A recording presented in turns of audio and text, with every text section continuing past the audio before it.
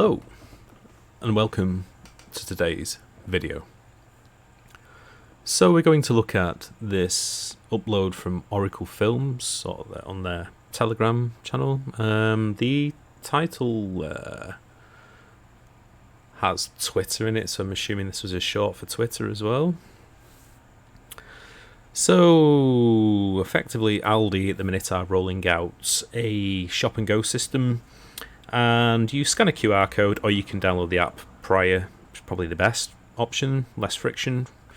You can download the app prior to entering the store. You scan a QR code when you enter the store.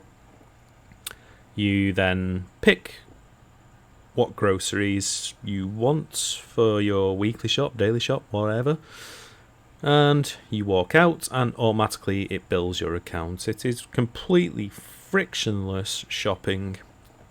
Probably the only friction you'll have is the wonky trolley wheel or the person who walks at 1 mile an hour in front of you. We all know who that person is. Cool, so we're going to watch this now. Right then, let's get on with it.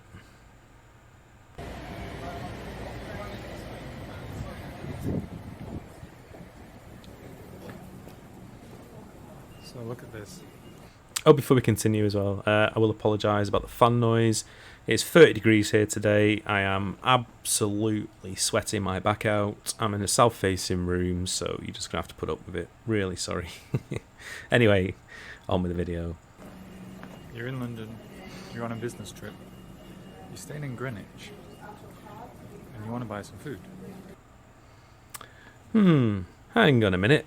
We can recreate this in another scenario. So, you want a shitpost on Telegram, but you don't have a phone. Okay. You get the phone. You want a shitpost on Telegram. You don't have the app. So, what is the difference with this device? Whether I have to download a app to use Telegram and shitpost, or to go shopping. I already use applications for takeaways, certain deliveries. You know, Amazon for instance. I can't just pop out to my local hardware store and pick up a set of lithium-ion battery cells. I can't just pop out and grab a bag of SMA connectors. And okay, it's a bit of a tangent, I know, but ultimately you've turned up to the store, you've already downloaded the app, you scan the QR code, your credit or debit card details are in there, you beep, scan in, the magical doors open in front of you, you go inside, you purchase, well, should I say, you pick up what you want, you scan it, you put it in your basket, you walk out. It's a very, very frictionless, simple system. As I say, you know, you want to shitpost on Telegram, but I don't have a phone. Why can I not be on Telegram without the app? Why do I need an app to be on Telegram? It's like, mate, it's the future. And I sometimes wonder if these people question their indoor plumbing. Like this one. And you think, I'm going to go in here and buy some food so that I can feed myself. And then you approach the barrier and look, you can't even get in the shop. Yeah, because they don't want people just walking in the shop and walking around going beep, beep, beep, pretending to scan stuff and walk out the freaking shop. So, you've got to scan in, you've got to identify yourself. It's as simple as that. And ultimately, bit of advice, go shop somewhere else. But yeah, okay, so the barriers, and it's a barrier, it's a physical thing, which is clearly, you know, like kind of in his head it's a physical barrier. Why do I have a barrier? Well, it comes back to before when I said about, him having, the only way you could just ship post this on Telegram was to purchase a mobile phone, download the Telegram app, create an account, and then ship post. What's the difference here? I don't quite get it. Why is this any different? I mean, is Telegram taking your freedoms away? Because you can't just walk out in the street and yell and somebody from Telegram comes up and goes, yes sir, thank you sir, I'll go pass that message on. It doesn't work like that, does it? It's a mobile phone, it's an application, it's what this is. It's the future, my friend. Without having a QR code to scan. Without having a QR code, the thing of the demon we had in our COVID lockdowns that was on every single table in the pub I frequent and the restaurant, that demon QR code from the COVID crisis is there. Or to scan here.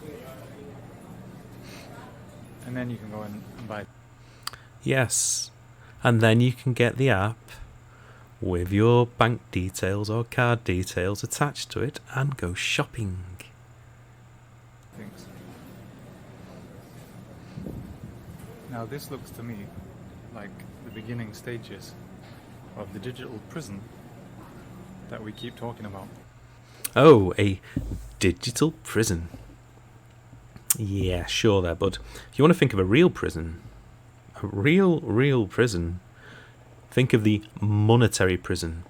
Because without money, even if that barrier wasn't there, you ain't buying shit. I mean, the digital prison, this is why it's a grift, because you think about it, I mean, it's the monetary prison we've lived in now for thousands of years, is the real demon here. The digital aspect of it isn't. It's the money side of it. So, like, yeah, I mean, if you've got no money, you ain't shopping nowhere. Regardless of the big, scary barrier in front of you, you're not shopping nowhere, mate. So, stick your digital prison up your ass, because ultimately, we all live in a monetary prison. We're all taxed to death. But we all just get on with it, because that's what being a modern human is. That's why we have big shiny buildings and railway systems and stuff like that, is because we pay taxes and we pay it back into the system. It ain't a prison system, it's just sadly modern human life, my friend, and the quicker you get used to it and stop shitposting stuff like this, the quicker you can get on with being a modern human and not stressing yourself into an early grave, because ultimately if you're worrying about this stuff and it isn't, you're not just out there for the grift, mate. This is having a toll on your health. If you're going around everywhere and you're going around an Aldi's like this and going, oh my god, it's a digital prison, and that worry's coming away with you, I mean, for life expectancy, 59 years of age, something like that. What do you think? Right, well, I'm going to tell you what I think. I think that you're just doing this for attention. You're just an attention whore, a social media attention whore. You're doing this because you think that this is going to get some shits and giggles. You've got in with some edgy characters on some Telegram channels, and you believe that this sphere that you've created, this fake life you've created, is your actual life. Well, I'm sorry, but it isn't. The problem is, while you're out there for your shits and giggles and your attention, there's people out there in the real world with real serious mental health problems. I apologise if you have mental health problems, but I don't think you have. I think you're a attention whore. Personally, allegedly. Anyway, so there's people out there in the real world who suffer from real long-term mental health problems, schizophrenia, paranoia, a combination of the both, psychosis, people from abusive backgrounds, people who have just, lost their job and just spiraled into drugs, alcohol, or whatever, and they've just the whole life has collapsed around them. There's people out there who watch this, and they're not just in it for your attention whore shits and giggles. They're watching this and they believe this. Now, if you're somebody who's on, say, disability allowance in the UK because of your mental health, Aldi is probably the only shop that you can afford to shop at. Fact. with the current cost of living especially. Maybe odds and ends from Asda's and, you know, the odd B&M bargains or whatever. But those people primarily will shop at Aldi because it's cheap as chips and it's good produce.